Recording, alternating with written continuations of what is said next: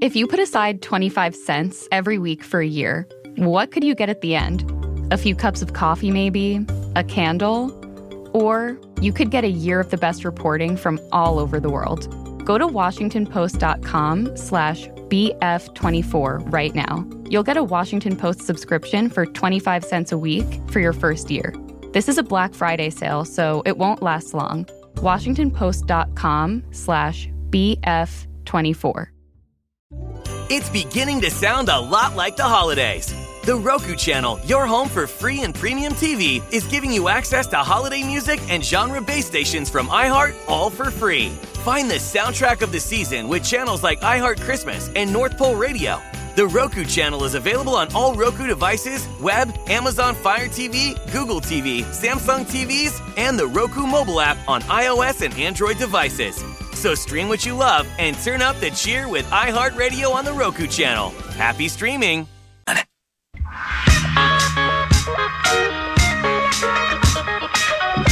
we go, Paul! 9 to noon. And he's... P.A. And he's... Leber. Hardcore football. Time for two more? Yep, time for a couple of segments here with beloved Nacho, Ben Leber, former Minnesota Vikings game-changing linebacker. And via Twitter, find him at Ben Leber, and also watch him on television today and tomorrow. And every weekday, it's Twin Cities Live, each and every weekday, 3 to 4:30 on Channel 5, TCL, yeah, you know we. And the segments with Ben Leber are courtesy of Maple Grove Lock and Safe.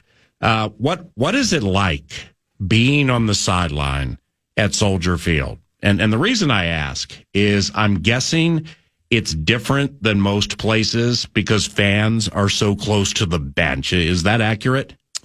Maybe that's it. I don't know. I guess there's a mystique about Soldier Field that you can't put your finger on. Mm-hmm. You don't know why. It could be late in the season, early in the season. The grass could be super long. It could not be. It could be cold. It could be hot. It doesn't matter. There's something about it when you go in there. You just don't always feel like the team's going to play the best. Really? Now, we've had success there.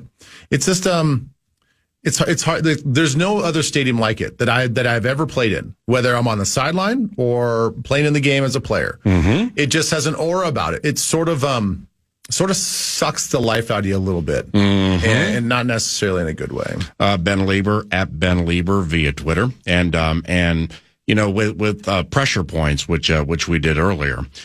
It's games are generally always so tightly contested at Soldier Field. The scores generally are on the lower side. Their defense seems to be a little stingy this year at home. You got a lot of games that scores are in the teens for the adversary, stuff like that, specifically late in the game. In the last 10 trips to Soldier Field, the Vikings have only scored more than 20 points twice. And the most recent one was Kevin O'Connell's first year, 2022, when they ran up 29 points. So things can be stingy there when going against the Bears defense. But strange things indeed happen there. There's no doubt, because I don't know what you were doing in 2007, but how'd you let this happen? Greasy shotgun, couple of receivers right and left, takes the snap, he's back to pass, Vikes rush 4, he's going to go deep center of the field, has no! Inside the 30! No! Touchdown! Devin Hester beat Dwight Smith, and the Bears are an extra point from tying the game. How could you bite on a double move? How can you bite on a double move at this time of the game? Wow. Is that kid a weapon or what? Oh, my goodness. Conversations with Jacksonville Jaguars special teams coordinator Heath Farwell about Devin Hester are some of the most enjoyable, eye-opening, funny football conversations that I've had in my run doing what I do. And simply because of the pushing of the envelope by the Bears, knowing the refs are not going to throw flags mostly when that guy's on the field, the Soulja Boy bit best. When he comes hopping out, he doesn't walk out. He didn't run out. He hopped and spun and danced. And like they could be down 13 points in the second quarter.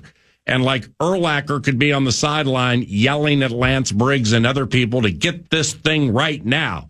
But then Soulja Boy pops and everybody gets out of their seat and they just get all nasty. And there he goes on a punt return where Farwell was blocked between the 5 and the 9 twice. And it was enjoyable chatting with Heath before the Jaguars game about those Devin Hester related days. So many memories there, man. Yeah, that going back to the double move and how could you do that at this stage in the game?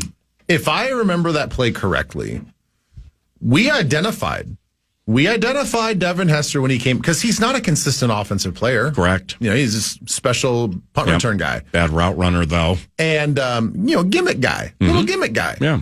And so he came in during that series, like, I think the play before. And we were saying, like, we're calling out the personnel to our defense and then saying, like, Hester's in. Ugh. And we're, like, letting the secondary know, like, hey, the game-changing, super quick wide receiver is in the game. Yeah. And then we let that happen. So, Down memory lane we go. so that was super frustrating. And yes, just like Heath stories, and we've talked about this before, Soulja Boy, it was equal parts intimidating and exciting at the same time. Mm-hmm. Being a right guard on punt return, watching those guys in front of me just get all hyped up because Soulja Boy's on, and then Devin's just got such a cocky walk as he's standing there like getting ready to like go to battle to catch this punt. Yeah. And then you knew at some point in time running down the field, you got to have a head on the swivel because they were excellent at earholing you. And that was back in the day where you could earhole somebody. So they had a lot of things going for you in your mind of like, okay, I got to make sure that they're not going to attack this punt and try to block it. So I got to maintain my gap integrity here. And after I get off the line and get down the field, I'm not going to just get lit up. So I found this myself in this spot several times, Ben, where I've been kind of your unofficial hype man. Yeah, you have. Yeah. And I don't have the highlights here. I got to be honest, though, in a game in which Devin Hester got loose and how do you bite on a double move, you had a sack and a pick in that game. Yeah. So you did your part at Soldier Field. As a matter of fact, against the Bears in particular, 3 of your 5 career picks are against Chicago. Wow. 2 at Soldier Field and 1 back at the Dome. I love that. In terms of Bears-related bits, Yeah. I mean, Ben Leber was at his best He's a big game player. against the Bears. Well, and I appreciate the Nordo, all the hype that you've given me over the years. You've pulled clips of my highlights that I haven't ever heard before. Yeah, and you had a better career than Anthony Barr, and I stand by that statistically. And Chad Thank Greenway. you. That's not true. I know he's listening right now because he just texted me about tomorrow. That is not true. 5-2 radio. There's a play against Chicago at Soldier Field. I think this was in 2010. That I just actually 2 plays. I think both surprisingly both against Chicago because the one that we had at TCF Bank Stadium that was against Chicago on that Monday night game, right? Devin Hester ran into the record books, I think, for a punt return. Okay, so kick return. So 2 missed interceptions I had. You at Soldier Field. It was another primetime game. We had been practicing against I knew that they were going to run this like cover 2, just check down thing. And we had practiced against it. And I saw Cutler, I sort of like quote unquote try to bait him into throwing this throw over the middle to the tight end. And I played off like I wasn't like, no, I'm just going to do my normal thing over here. But the whole time I'm watching Jay. And he took the cheese. The second that he broke his hand to throw the ball, I broke on the pass. And dude, I got there way faster than I thought I was going to get there. Bobby Wagner, Zach Thomas, and Luke Kuechly all were watching going, who's this? Okay. And this is where the airing of my own tires stops. Because this is where Pete Bursich must have said, if that was a spear, that would have killed Ben Leber. Mm-hmm. That stinking ball came in so hot. Oh, wow. And the point of that ball hit me right in the chest plate and just like ricocheted so hard. If I had caught that ball, easy pick 6. Yep. Even when we got in the film the next day, EJ, because they think he was hurt, was the reason why I was playing. He's like, well, that would have been 09 then. Was that the Aroma Shadu game? He got hurt too. He got hurt back-to-back years, didn't he? Okay. Yeah. 08 for sure. 08 and 09. Yeah. And anyway, so it was like either 08 or 09. And I mean, he was giving me crap about it. Right. I mean, he was like, damn, man, like, really? I'm like, yeah, dude, I don't know. He's like, you did everything right, but catch the ball. And then we had the game at TCF. There was a tipped ball in the air. It's like one of those like pop flies. Mm-hmm. And I look up, and by the time I locate the ball, it's already coming down, and it goes right through my arms. Oh, but it was cold, and it was slippery and windy. I know, but it was like 2 gifted interceptions, which is... Look, guys, this is exactly why I didn't play offense, because I just didn't have the best hands. With the gifted interceptions. Skills. I mean, EJ saying, teasing you like that is one thing. When Kenny Anatolu said, I would have caught that, that was enough. No. That was just too much. And Pete Bursich only pulls out the spear bit when it's real bad. Oh, I mean, you and Troy Williams said it was real bad. It was like, it was embarrassingly bad. Right. 08 or 09, because next time we play the Bears or whatever, we will find that just to hear what it sounded like on the KFAN Minnesota Vikings. I think it was in the first quarter. I think it was kind of early in the game. Would that count as a pass defense? Yeah, because you had 1 in 08, you had 2 in 09. How does that count as a pass defense? All right, Nords is on it. So that's the thing. So they were giving me crap about it in film, and I go, it's still PBU. Yeah. I was like, you gotta give me production points, put it on the board. It's still a PBU. And then if you guys lost the game, Brad Childress said that's not a laughing matter, and thus the relationship disintegrated from that moment on. Oh, come on. Man, in a 48-41 loss at Soldier Field, really could have used a pick six in that moment if that was the game. 08. 48-41? 48-41 was the final score in 08, and then Aroma should do OT in 09. Oh, wow. All right, I'm on it. I'm going to find it. Yeah, that's terrific. Ben Leber, at Ben Leber, Twin Cities Live today, 3 to 4:30, Channel 5. It's a very good show. When you played, and let's with the sideline Soldier Field bent, really anywhere, but Soldier Field if you got something. When you played and heard fans yelling stuff at players, maybe you, on the bench, and I know you heard a lot, like or coming out of the tunnel, like, did you ever want to snap? Like, how did you handle it? You know what I mean? I never really wanted to snap. Yeah, and if it's a terrible question, I can move on. No, because it happens in basketball a lot, happens in football, not quite as much. I actually found it... I don't know what it was. Maybe my experience in Oakland early in my career. Oh, what? The gorilla got after you by the stanchion? No. I think if my early career had been trips to Philadelphia often and saw that type of fan, I think I would have taken things more personal, because the reason why Philly has such a bad rap is not because they're passionate, and it's not because they heckle. It's because they heckle you personally. Like they will find stuff about you. They might say stuff about your personal life that is just completely off limits. Learn what somebody's wife's name is. Yeah. And say something like, go down that road. Especially now on social media, especially now with everybody just going to look up stuff on their phone. They can just find things about you and give you a hard time about it. But back then, thankfully.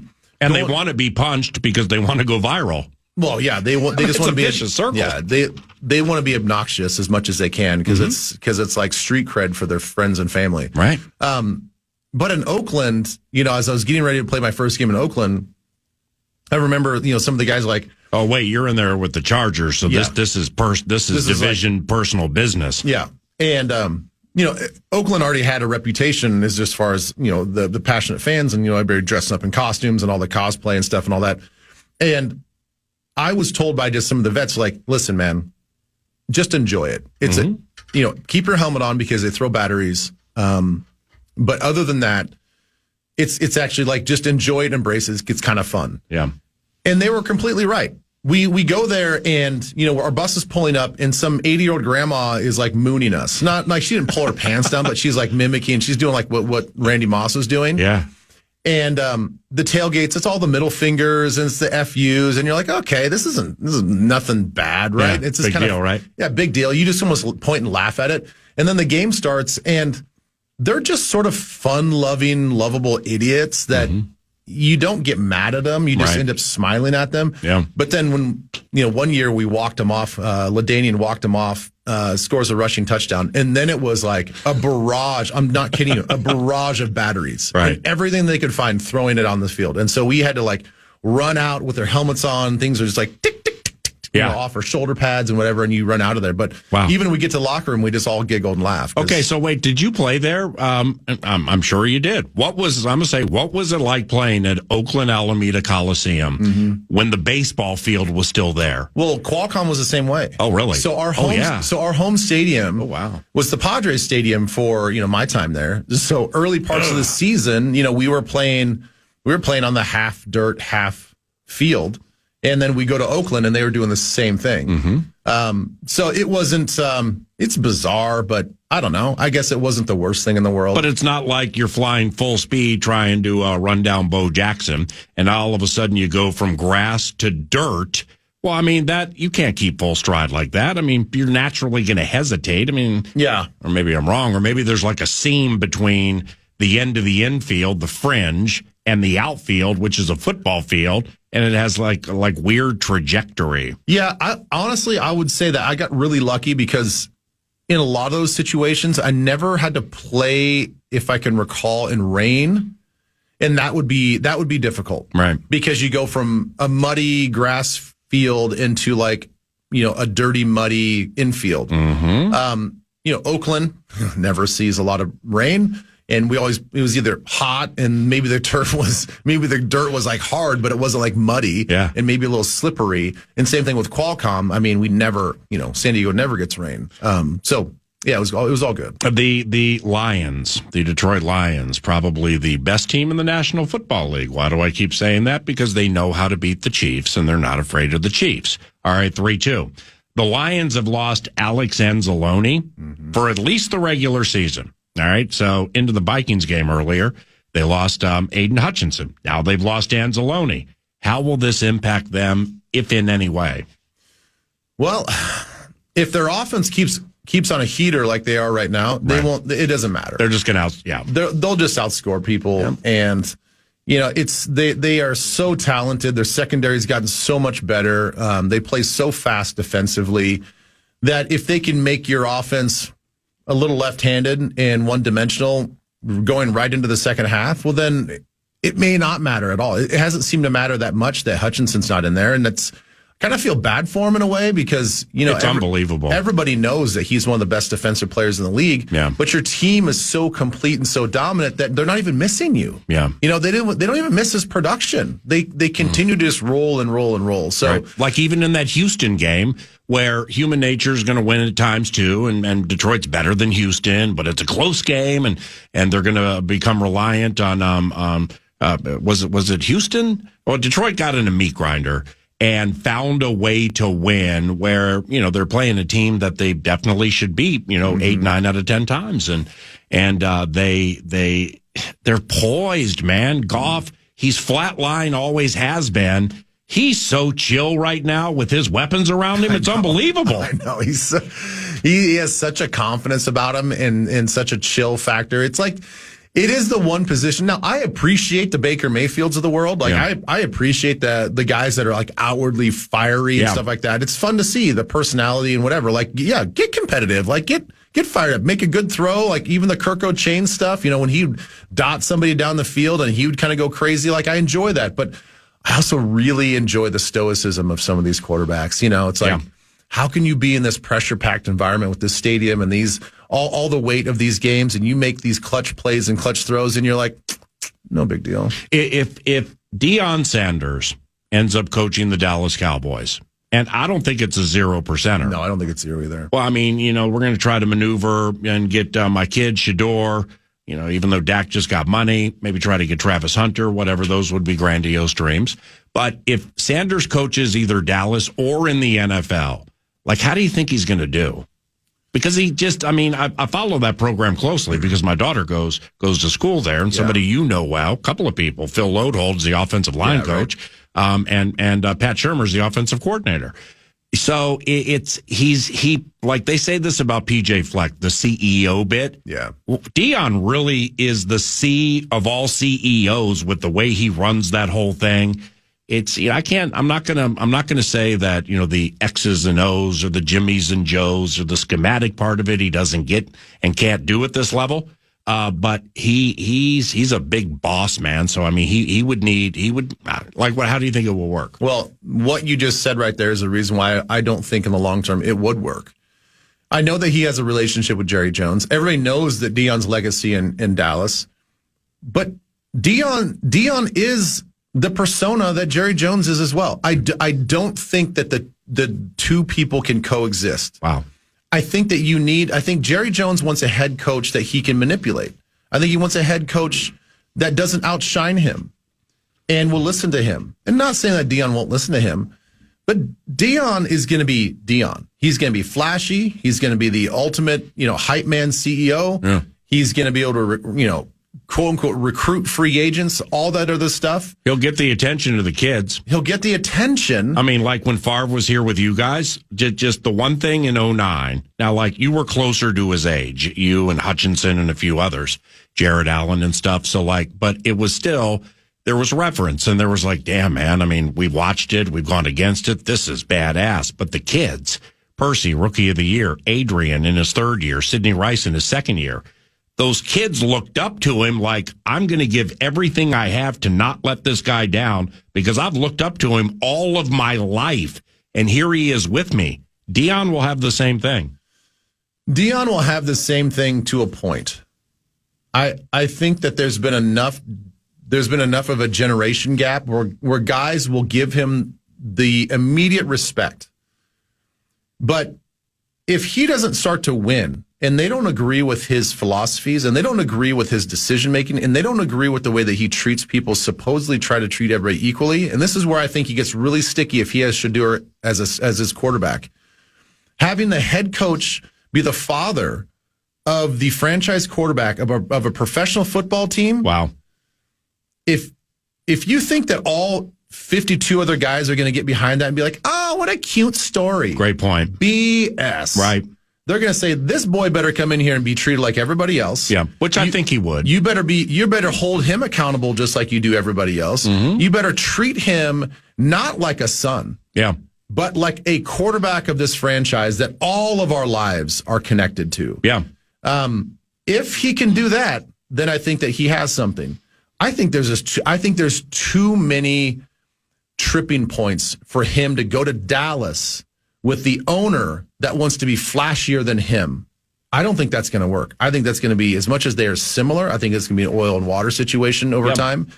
And I think leading a group of men on an NFL team is way different than leading a group of college kids that are highly influenced and feel like they have no vocal power, no influence. Mm-hmm. And if he gets his own son as the quarterback and that son maybe doesn't play well for a stretch, maybe doesn't look like he's the guy, you don't think there's going to be whispers and he's going to lose the locker room because of that? Yeah. I don't think it's worth it. Have you watched much of Shedeur play? Yeah. Yeah, me too. But when I saw him live against Cincinnati Family Weekend after our Rams game, I left more impressed than like when I watched him on TV.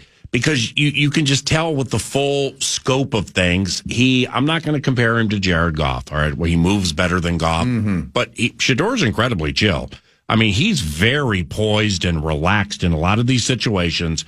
All right, so he's a college quarterback, and sometimes the drops are ridiculously deep. Sometimes he thinks he can run through or run around everybody. Sure. Very nice arm. But Shedeur's better than I thought. What do you think of him? I agree. I have a lot of respect for the guy. The more I watch him, the one thing that I really appreciate about him, and maybe this is just maybe this is a silly preconceived notion just from what I see with all the flash and all this other stuff and with his dad being Deion, that kid's tough. That kid is very tough. Right. I mean, you watch him sit in the pocket when he sits in the pocket and delivers the ball. And he sits there, too. He doesn't, get jumpy. No, and the hits that he'll take, and he'll just bounce up, the hits that he'll take when he goes on the move. Yeah. He's a baller, man. I will give him 100% credit. I think that he is one of the more exciting players in college football. I think he's one of the better quarterbacks in college football right now, and I'll take it for what it's worth. I mean, some people think this is a weak quarterback class. That may be the deal, but all I know is he'll be a high first-round draft pick, and I'm excited to see what he can do in an NFL system. And Travis Hunter. Yeah, seeing him live play offense. I didn't watch him that closely defensively, but he played every play in the game. It's now granted, and I also learned something because I hadn't been to a college football game in a long time. I had just forgotten watching it live with the hash mark bit, just how, and then knowing Pat Shurmur, just having him explain some things to me about truly how you can manipulate offense, if setting up certain plays and downs with these hash marks, and then trying to get the right guy on the right L on the wide side of the field. It's fascinating. But Hunter, with his little stop and go, and then the pedal to the metal, and I ain't breaking news here or anything. He has to be a top 5 pick in the draft, right? Yes. I think he's the Heisman winner. Oh, wow. Okay. I don't find me if you look at the essence of the Heisman Trophy, you're finding the best collegiate football player, regardless of position. I know it's become a quarterback deal, and everything's like the best collegiate football player has to be a quarterback, and right. I think that it's such a miss, and they need to get back on track with honoring truly the spirit of the award. He's hands down the best college football player in America. The guy doesn't miss a snap. He plays special teams, and he doesn't just go out there and not make plays. He's making plays as a wide receiver.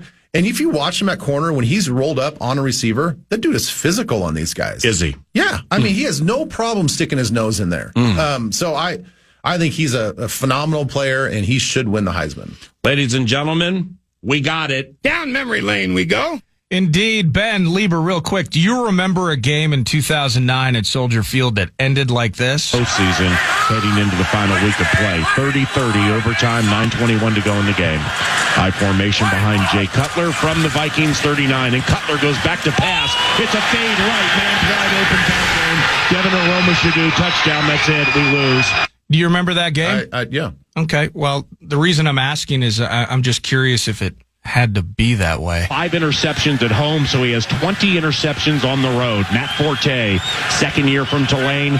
He's in the eye with Earl Bennett off to the left. Tight end, Greg Olson to the right. First down, 1st and 10. Handoff Matt Forte to the right side.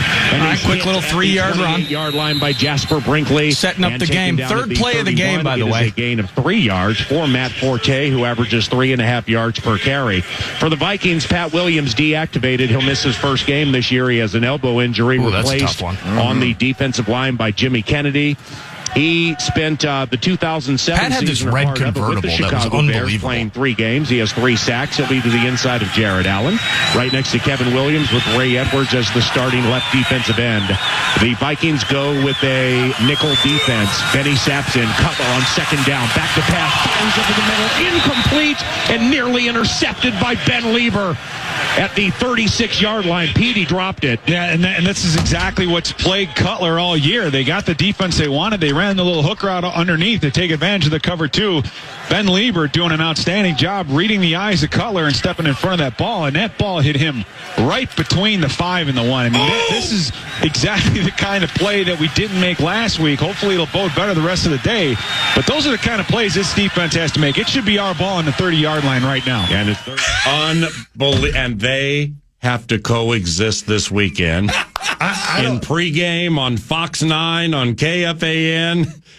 Paul, when you're at Soldier Field, those are passes that have to be intercepted. Listen, Pete said he dropped it. Pete said right between the 5 and the 1. I actually thank you, Pete, for not being meaner, because the way that play developed and how obvious the pick 6 would have been. Oh, you would have been gone? I would have been gone. Damn. There's nobody at the break that I got on that, and there's no, if I caught that in stride, nobody was going to catch me. Okay. So I don't know. Yeah, what was. I'm sure Matt Forte just had no shot of running down a 4'8" linebacker. PA, just let me have this moment, okay? Go. I'm sorry. It would have been a pick 6, and it could have been a game-changing play. And as Nordo, points out as we led into that, maybe that play at the very end with Aroma-Shadu doesn't even happen because, on the 3rd play of the game or whatever, I would take the thing and a house call it.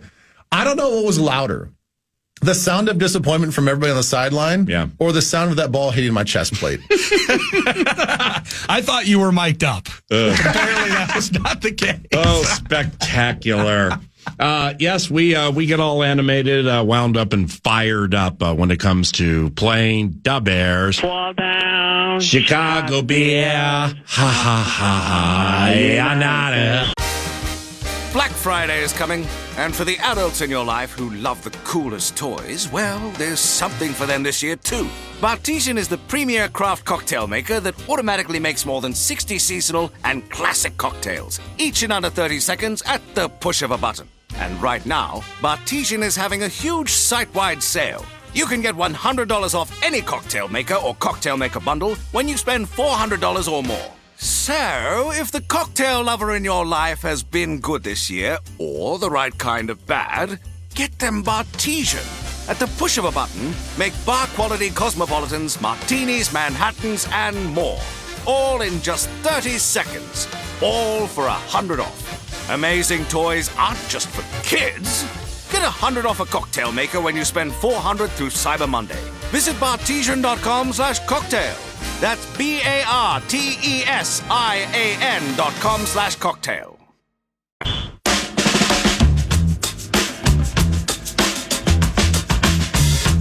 Got to be careful with Johnny Pecker. Let's all gritty in the Crescent City. You like that? I know, right?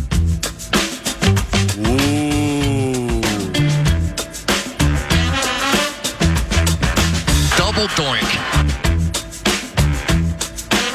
Come on! Tell those damn guys from KFAN I don't want to hear any more from those guys. Get over it! Yeah!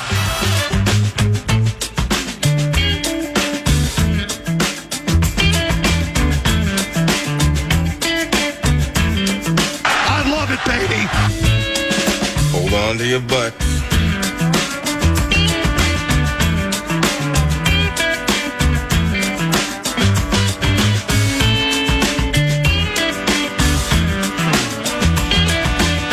Welcome back, 9 to noon. Ben Leber continues in studio. Thank you to Maple Grove Lock and Safe. And as we head to Soldier Field this weekend, Ben, I don't know if you've done a lock of the week, but kind of looking at this current incarnation of what this quarterback's giving, what this offense is giving. I was going to talk about it with PA during the final hour.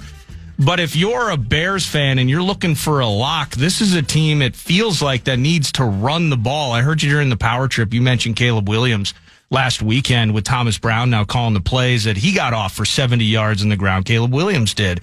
And if you just look at the ebb and flow of this team, them needing to run the ball, leading to their success, how do you think their bunch fares against almost a weekly lock in Brian Flores in this lockdown rushing defense? Well, that remains to be seen. I'll talk about that here in 1 second. But my Maple Grove Lock and Safe lock of the week has to deal with Caleb taking sacks. Oh, it's not Aaron Jones? It is not Aaron Jones. You sneaky sucker. The text you sent me the other day. Okay, but anyway, why? No, that's just a prediction. Okay. That's just a prediction. That's not my lock. Fantasy football freakazoids. Also courtesy of Maple Grove Lock and Safe. Ben Leber loves Aaron Jones this weekend. But anyway. Yeah, I will say not necessarily my lock, but I think Aaron Jones, he gets his longest rushing touchdown for the Vikes this season. I don't even know what that number is. I just think that eventually in your call, you're like, and that was the longest rushing touchdown of the season for Aaron Jones. So my lock of the week is going to be our defense will sack Caleb Williams at least a minimum 3 times. Okay. 3. That's like normal. I got to be honest, you're kind of limping in. Yeah, you're limping in. It's like you don't have the proper code to the safe. Okay. I mean, you heard the announcer. It was a high five a week ago. Can it be a high five again? Okay. 3 times. Who cares? 5 times, guys. 5 times. And it's a high five for Ben Leber. Well, I was just going to use the stat. So he's taken at least 3 sacks in the last 5 weeks, and yes, and triple the L's. Yeah, and we know against New England he took 9, and the week before that he took 6. But but before that, in the last 5 games, he's taken at least 3 sacks, and then that was kind of going off of that stat and that streak, I should say. But yes, you're right. 3 for us is just like, that's a casual walk in the park on a Sunday. Yeah, we're going to get, 5 sacks, okay? We'll go 5 sacks, my Maple Grove Lock and Safe Lock of the Week. It's important to note that unlike the Thursday guest 9 to noon, Maple Grove Lock and Safe does not crack under the pressure. No. Box. Loving it. You know what else I'm loving? Thinking about this. Here we go, Paul! Are they going to single Justin Jefferson with Jalen Johnson? I mean, you give somebody $80 million. You don't give him $80 million to get safety help 90% of the time. Right, Mr. Eberflus? Okay, can I just say yes, please, for a lot of reasons? Mm-hmm. Look, Jalen Johnson is not going to be able to hold his jock the whole game long. He might make a play or two. Justin's going to get his. But okay? let's feed you Fairness and Jalen Johnson Act, something I didn't necessarily know till I put time in this week on watching it. My man is incredibly physical at the line of scrimmage. Yeah, he is. I mean, and he's big, too. He's just like bigger and stronger, and maybe a little on the lanky side. However, you've seen it because you're on the sideline next to like when Darius Slay did this and Jeff Okudah with the Lions did, a couple of super physical guys. If there is one way to get, let's say, in Justin's head or throw him off the bit, jack him up at the line and hope the ref doesn't call it. True. Oh, I got to check out those stats. 2 things, though. KO does a great job of moving him around. So he's not always a stagnant guy that's on the line of scrimmage that's just going to, like, take 2 fists to the chest and it's like, they're going to get physical with him and there's nothing that we can do. Yeah. We move him around. He can be part of a 3-man bunch where he's off the ball. You can just line him up off the ball. Whatever. Like, we're going to find ways, even if they're playing physical man press. Yeah. I invite press man because our offense really does struggle against some of these zone dropping teams. These rush 3 or 4 dropping in a zone. Better yet, if they they disguise and drop into zone. Come on, let's play some football, boys. It has not been good for our offense. It's not been good for Sam. It's taking Sam a little bit longer to process where these guys are going to be, where the windows are going to be, and that has not always worked out in our favor. I invite them to run man coverage because I think Sam is outstanding when he knows and he sees the leverage of man coverage. Done. Mm-hmm. I know exactly where to go with the ball. Justin, if he's not open to man coverage, fine. I know Addison's going to win his. I know Hawk's going to win his. Oh, no, by the way, nobody's going to cover Aaron Jones on a delayed release out of the backfield. And then Josh Oliver on a chip and release, and you're going to play him man coverage. Like, he knows. Oliver's not practicing, bad ankle. Okay, either way, you get my point that he's going to have weapons. He's going to have guys. The progression, I think, is much smoother, much faster when he knows it's man coverage. So I invite this Bears defense to play man coverage, and we're going to see a lot of it. Here's the one thing that I will give the Bears a whole lot of respect with their defense. I think that they are a way better defense than people give them credit for. Agreed. It's a reason why they've stayed close in a lot of these games. Yep. They produce a ton of pressure, and they're not even a big pressure team. Yeah. They're not a big blitzing team. Yeah. They're in like the mid-20s when it comes to rankings as far as blitzes, but they get after the quarterback with the 4-man rush. Yeah. So, again, this will be our 3rd week in a row where we face defenses that just don't blitz, but they do play great coverage, and they disguise well, and their front 4 gets after the passers. So, hopefully we've learned a lot in the last couple of weeks, but this is a very quick, formidable, penetrating front 4 of their defense. Lastly, when you're on the sideline and you're casting your gaze the way of the Vikings bench, no matter if there's a drop or a bad ankle or cramps or a beautiful 47-yard touchdown and there he goes, does Jordan Addison always seem sad? He just always seems sad when you look at him, like walking on before the game, and he just always seems sad. Are you saying he has resting sad face? I don't know what he has, but I'm not going to claim to be like, hey, he should open up to me or like talk. No. I don't talk to him that much. He just take a peek at it. Well, I would always look sad. Okay, let me just say it. Now that you bring this up, let me just. I'm thinking about this and just juxtapose his body language versus Justin Jefferson's. Mm-hmm. Completely different. In what ways? Well, you see Justin out there pregame. There's a bounce to his step. Mm-hmm. You know, he's sort of like he knows he's the man. He knows he's walking out there. He's getting ready to put on a performance, right? Yeah. And that sort of like juices him up. The second he walks out of that tunnel, he knows all eyes are on him. How can you ignore it? There's cameras all around flashing. Everybody's talking. Everybody's yelling at Justin. He goes out there and body language is ready to put on a show. Jordan, on the other hand, nonchalant. Yep. He's just kind of like, just might be who he is. Well, it just plays out that audio that we used from Justin this has got to be a month ago now, where he kind of, indirectly said it. We have to do everything we can to keep him, as in Jordan Addison, mentally engaged in games. So you have the Justin Jeffersons, and I don't. Justin said that publicly. Yeah, without, and it wasn't like you had to force it out of him. Just talking about we love Addison, he's our guy, and I'm doing everything that I can as a leader on this team to keep him mentally engaged in games. And over a 70-second audio clip, he mentioned the idea of mentally engaged 3 different times. So it's like they're doing everything they can, courtesy of what JJ said, to really drag it out of them sometimes. And I mean that's maybe lending to the idea of body language or this Eeyore aura that you may see from time to time. Eeyore aura, yeah. Eeyora. He's got a good name for a rapper. He's got like a little bit of a cloud that hangs over the top of him all the time. Right. Well, hopefully the only cloud hanging over him this game is the Bears' defense because they're fearful of him and Justin. Yeah, it's unfortunate to really hear all of that, just because, man, you're playing an NFL football game. It's hard to get disengaged. You know, your mind might wander a little bit here and there, and certainly when you're on the sideline, you might be like thinking about other things. But when you're on the field of play, and there's just so much to think about, especially as a wide receiver, that it's hopefully that's just a young brain that just hasn't quite figured out how to be a pro yet. But we obviously know the potential's there. Maple Grove Lock and Safe. Thank you very much for the sponsorship. Ben Leber, thank you for stopping by. And we will watch you on television today, 3 o'clock, Channel 5, Twin Cities Live, and then see you this weekend, okay? All right, see you. 5 sacks, guys. 5 sacks. It's a high 5 for Maple Grove Lock and Safe. And Black Friday is coming, and for the adults in your life who love the coolest toys, well, there's something for them this year too.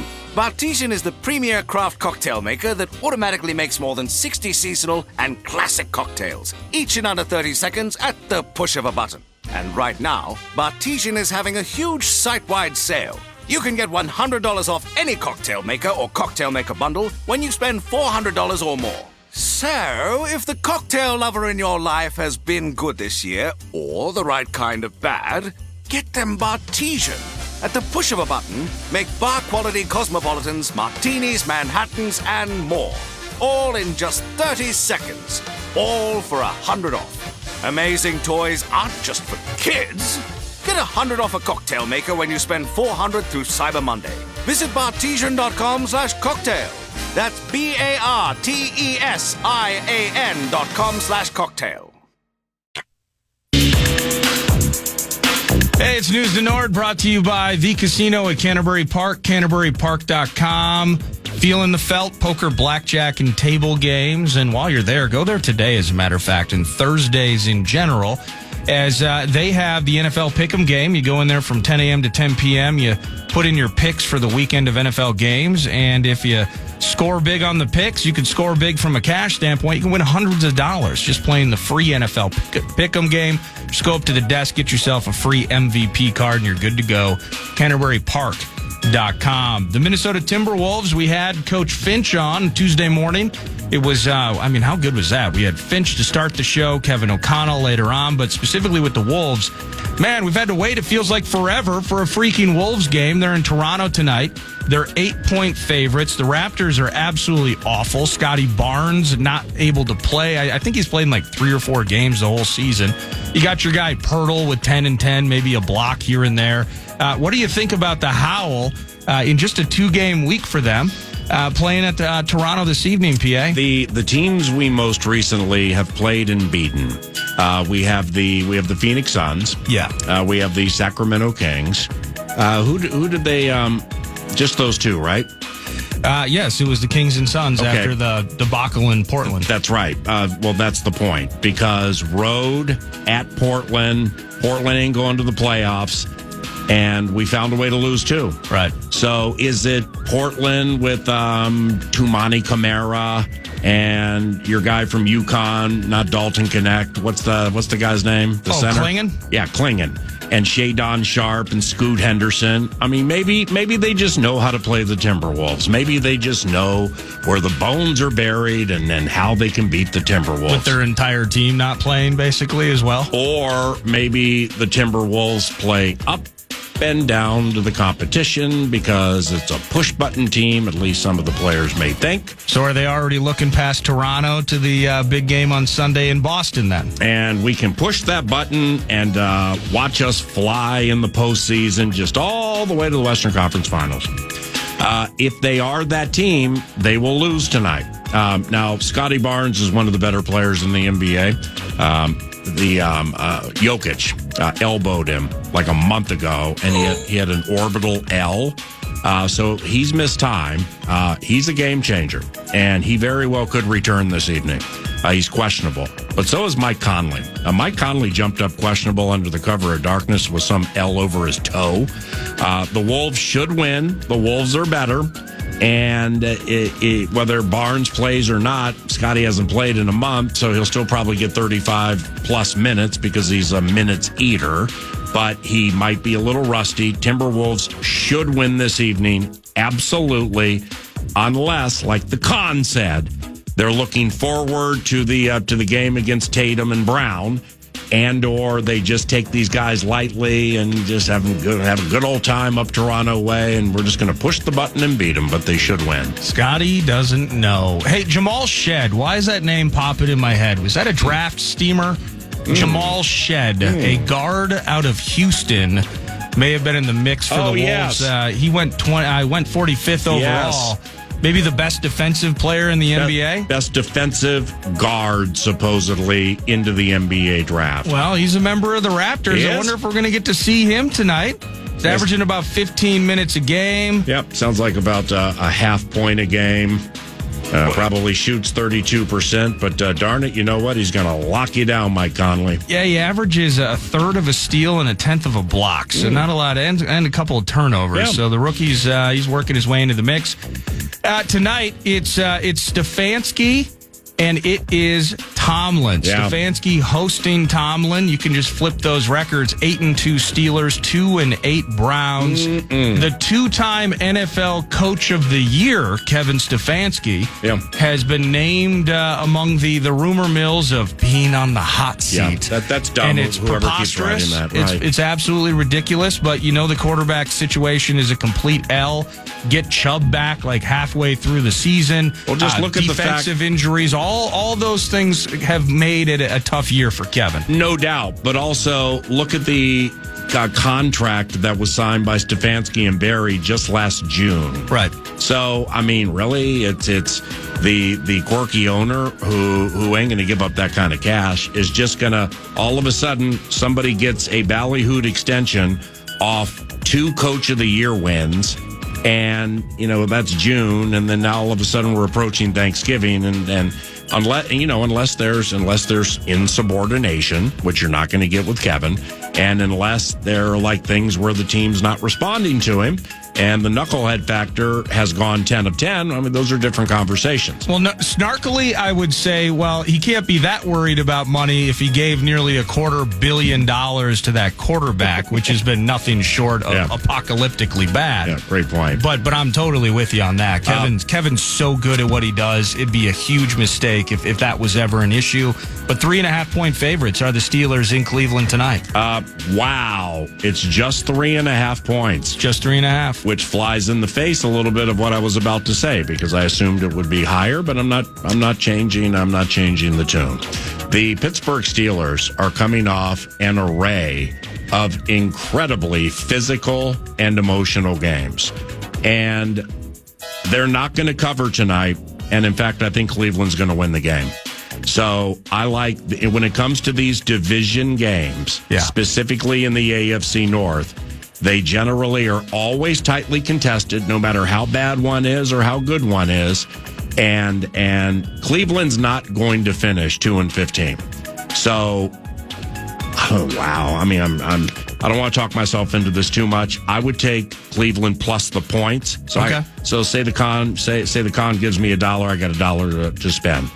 I go 75 cents.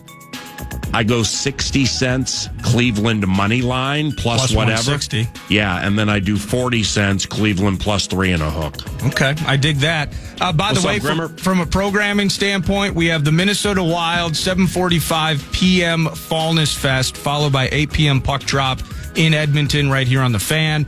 You have the Minnesota Timberwolves 6:30 p.m. tip-off, exclusive Timberwolves channel, free iHeartRadio app, and you have Tomlin v. Stefanski on 96.7 KFAN, The Plus. When we return, we have plus coverage involving Golden Gophers football and basketball with the Vox. Mike Grimm joins us around the corner at FM 100.3 KFAN. If you put aside 25 cents every week for a year, what could you get at the end? A few cups of coffee maybe? A candle? Or you could get a year of the best reporting from all over the world. Go to WashingtonPost.com/BF24 right now. You'll get a Washington Post subscription for 25 cents a week for your first year. This is a Black Friday sale, so it won't last long. WashingtonPost.com/BF24. It's beginning to sound a lot like the holidays. The Roku channel, your home for free and premium TV, is giving you access to holiday music and genre-based stations from iHeart, all for free. Find the soundtrack of the season with channels like iHeart Christmas and North Pole Radio. The Roku channel is available on all Roku devices, web, Amazon Fire TV, Google TV, Samsung TVs, and the Roku mobile app on iOS and Android devices. So stream what you love and turn up the cheer with iHeartRadio on the Roku channel. Happy streaming!